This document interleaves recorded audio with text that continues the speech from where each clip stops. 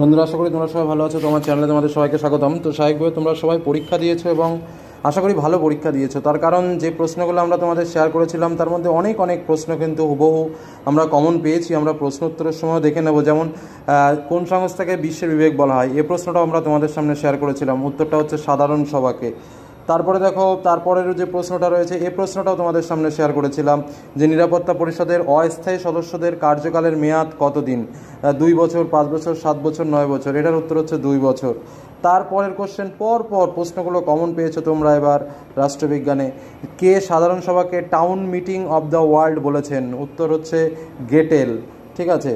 তারপরের কোশ্চেনে দেখো, এই প্রশ্নটা আমার মনে আছে, আমি কালকেই তোমাদের সামনে শেয়ার করেছিলাম যে সম্মিলিত জাতিপুঞ্জের 193তম সদস্য রাষ্ট্র বা শেষতম সেটা হচ্ছে কি বিদাগ, অর্থাৎ দক্ষিণ সুদান।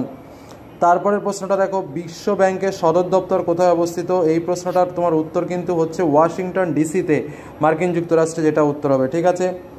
তারপরের কোশ্চেনটাকে দেখো, একটু বুঝতে হবে। মুম্বাই সন্ত্রাস হামলা হয়েছিল কবে? 2008 সালে। উরি সন্ত্রাসী হামলা কবে হয়েছিল? 2016 সালে। পেহেলগাঁও তো কদিন হলো। আর ভারতের ওপর যে সংসদের ইয়েটা হলো সেটা হচ্ছে 2001 সালে। তাহলে এবার স্বাভাবিকভাবে তোমরাও যদি সাজাও তাহলে দেখো উত্তরটা কি পাবে। প্রথমে পাবে 1, মানে এটা সব থেকে পুরনো, তার মানে 4টা প্রথমে থাকবে, তাহলে 4টা প্রথমে গেল। তারপরে থাকছে তোমার উরি, মানে 16 সালেরটা, তারপরেরটা 2 থাকবে, তার মানে উত্তর স্বাভাবিকভাবে বেরিয়ে গেল কোথায়? ডি দাগ। ঠিক আছে, তাহলে উত্তরটা কি? উত্তরটা হচ্ছে ডি দাগ।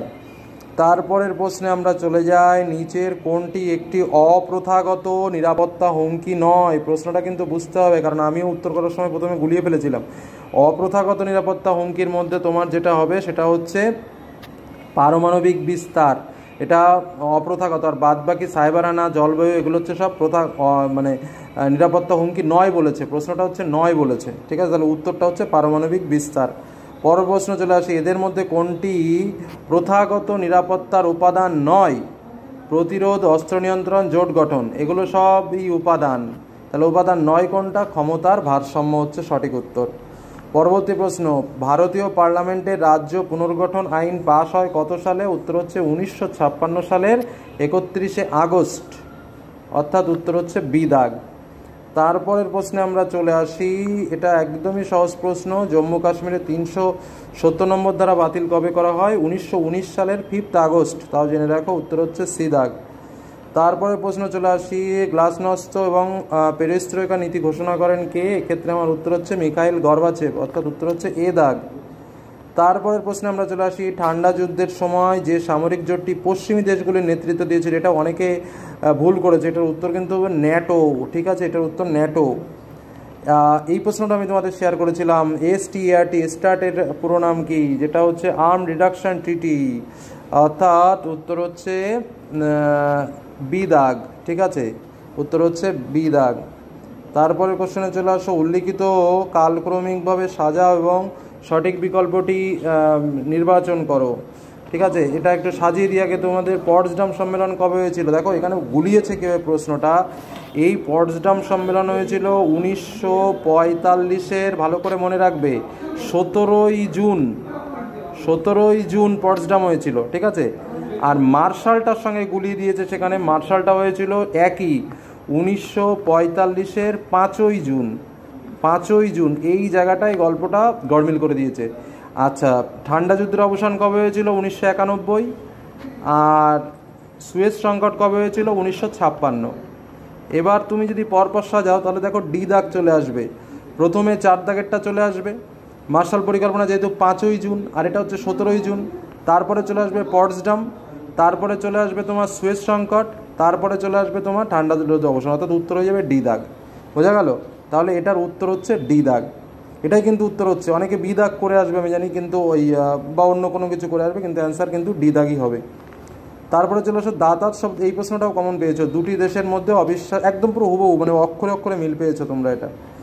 তারপরেরটাই চলে আসো, কোন প্রধানমন্ত্রী ভারতের পূর্বে তাকাও নীতির রূপকার? এটা হচ্ছে PV নরসিংহ রাও, অর্থাৎ এ দাগ।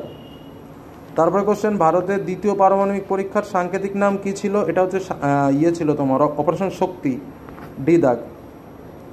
তারপরে কোশ্চেন, ভারত ও চীনের মধ্যে ডোকালাম সংকট কত সালে হয়েছিল? এটা হচ্ছে 2017 সালে হয়েছিল।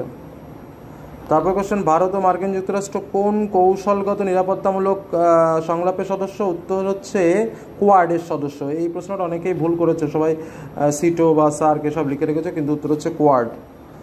তারপরে কোশ্চেন চলে আসো, ভারতের বন্ধন এক্সপ্রেস কার সঙ্গে? বাংলাদেশের সঙ্গে, ঠিক আছে। আচ্ছা, তারপরে চলে আসো 21 দাগের প্রশ্ন, দ্বিদলীয় ব্যবস্থা দেখা যায় কোথায়? উত্তর হচ্ছে মার্কিন যুক্তরাষ্ট্রে। তারপরের প্রশ্ন চলে আসো, এই যে কোনটি দেখো প্রশ্নটা দেখো, কোনটি আঞ্চলিক রাজনৈতিক দল নয়? এখানে এইটা এইটা এইটা হচ্ছে আঞ্চলিক দল, আঞ্চলিক রাজনৈতিক দল। আর নয় কোনটা? বহুজন সমাজ পার্টি, ঠিক আছে। এটা উত্তর হচ্ছে তাহলে ডি দাগ হবে। তারপরে চলে আসো 23-এর বিবৃতিতে চলে আসো। 23-এর বিবৃতির ক্ষেত্রে যে বিষয়টা হচ্ছে, দেখো এই প্রশ্নটা নিয়ে একটু সংশয় রয়েছে। প্রথম কথা, এ আর বি এর মধ্যে তাও বলে রাখি, কারণ এটাও ঠিক এটাও ঠিক, উভয়ই সত্য, কিন্তু যেটা বিশেষ করে আমাদের টিচারদের ভাবনা চিন্তার মধ্যে উঠে এসছে যে আর এটা সঠিক, আর এই যে কিন্তু আর সঠিকভাবে একে প্রতিষ্ঠা করে না। অর্থাৎ এখানে যে দুটো অপশান রয়েছে তার মধ্যে বি দাগেরটাকে আমরা বেস্ট রাখছি, ঠিক আছে, এটাকে বেস্ট রাখছি এবং তারপরে আমরা এটাকে রাখছি। গ্যারান্টি দিয়ে বলা যাবে না, কারণ বি দাগেরটা উত্তরটা অ্যাপ্রোপ্রিয়েট মনে হচ্ছে, কিন্তু এ দাগেরটাও হতে পারে। তারপরে চলে আসো পরবর্তী কোশ্চেন, ভারত পাকিস্তানের মধ্যে সিন্ধু জল চুক্তি কবে হয়েছিল? 1960-এ। তারপরে কোশ্চেনে চলে আসো, ভারত ও মার্কিন কৌশলের লিনস্পিন অর্থাৎ অপরিহার্য অঙ্গ উক্তিটি কে করেছেন? উক্তিটি করেছেন বারাক ওবামা। তারপরের প্রশ্নে চলে আসো, জোট নিরপেক্ষ আন্দোলনের প্রথম শীর্ষ সম্মেলন কোথায় হয়েছিল? উত্তর হচ্ছে বেলগ্রেডে। ঠান্ডা যুদ্ধকে ড্যাশ দীর্ঘশান্তি বলেছেন?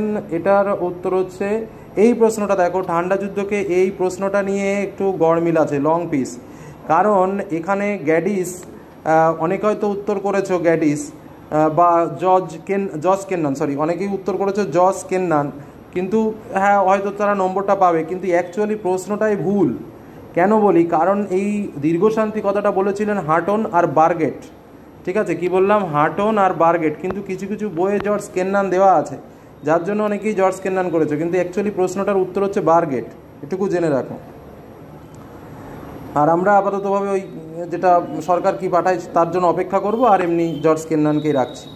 তারপরে প্রশ্নে চলে আসি, এনপিটি স্বাক্ষরিত হয়েছিল কোন সালে? এনপিটি হচ্ছে 1968 সালে, অর্থাৎ এ দাগ। সম্মিলিত জাতিপুঞ্জের সনদ গৃহীত হয়েছিল কোন সম্মেলনে? এটা হচ্ছে সান ফ্রান্সিসকো সম্মেলন, সি দাগ। আচ্ছা, তারপরে কোশ্চেনে চলে আসো, এই যে প্রশ্নটা অনেকখানি লিখেছে, কিন্তু এগুলো হচ্ছে মাথা ঘোরানো প্রশ্ন। অ্যাকচুয়ালি সহজ কথা, 1945 সালের 1 থেকে 16 নভেম্বরের অনুষ্ঠিত সম্মেলনের পরিপ্রেক্ষিতে কী জন্ম হয়, মানে এই সালে জন্ম হয় কার? একদম সহজ কথা, ইউনেস্কো জন্মগ্রহণ করে হচ্ছে 1945 সালে, বিশ্বব্যাংক 1946 না 44, ইউনিসেফও তাই। তো যাই হোক, উত্তরটা হচ্ছে ইউনেস্কো। তারপরের প্রশ্নে চলে আসি, ছত্তিশগড় যে মূল রাজ্যটির সঙ্গে যুক্ত ছিল? এটা তো খুবই সহজ, মধ্যপ্রদেশ। আচ্ছা, মণিপুর পূর্ণ রাজ্যের মর্যাদা লাভ করে কত সালে? এটা হচ্ছে 1972 সালের 21শে জানুয়ারি।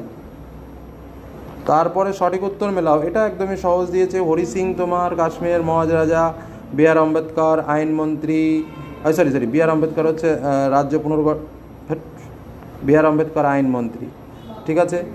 তারপরে হচ্ছে তোমার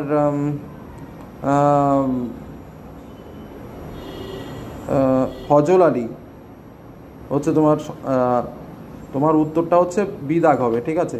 অর্থাৎ আমি প্রথম থেকে বলি, তোমাদের প্রথম থেকে বলি, হরি সিং হচ্ছে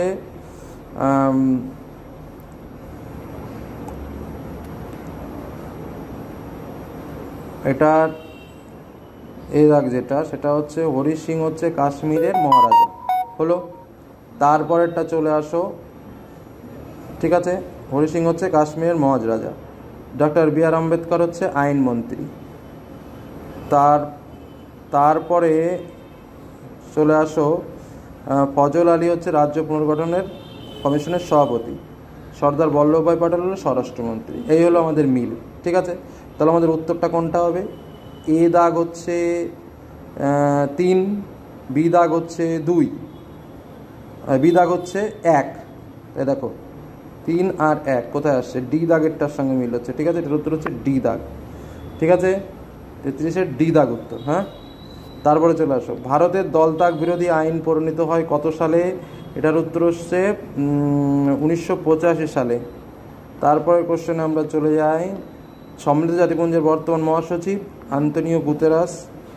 তারপরে কোশ্চেন, LTTE এর পুরো নাম হচ্ছে লিবারেশন টাইগার্স অফ তামিল, হ্যাঁ, অফ তামিলিলাম, ঠিক আছে। আচ্ছা, তারপরেরটা চলে আসো, মানবাধিকার দিবস কবে পালন করা হয়? উত্তর হচ্ছে 10ই ডিসেম্বর। কোন সালে করোনা ভাইরাস আবিষ্কৃত হয়? এটা আর বলে লাভ নেই, চলে আসবে আবার আর এক বিপদ। আর লাস্টে যেটা রয়েছে, পাশাপাশি তালিকা তৈরি করে বিষয়টিকে মিল করো, ঠিক আছে। তো এই প্রশ্নের উত্তরটা তোমরা করে আমাকে উত্তরটা জানিয়ে দিও কোনটা কি। আমার এটা করা হয়নি, তাহলে বাদ পড়ে গেছে। ধন্যবাদ।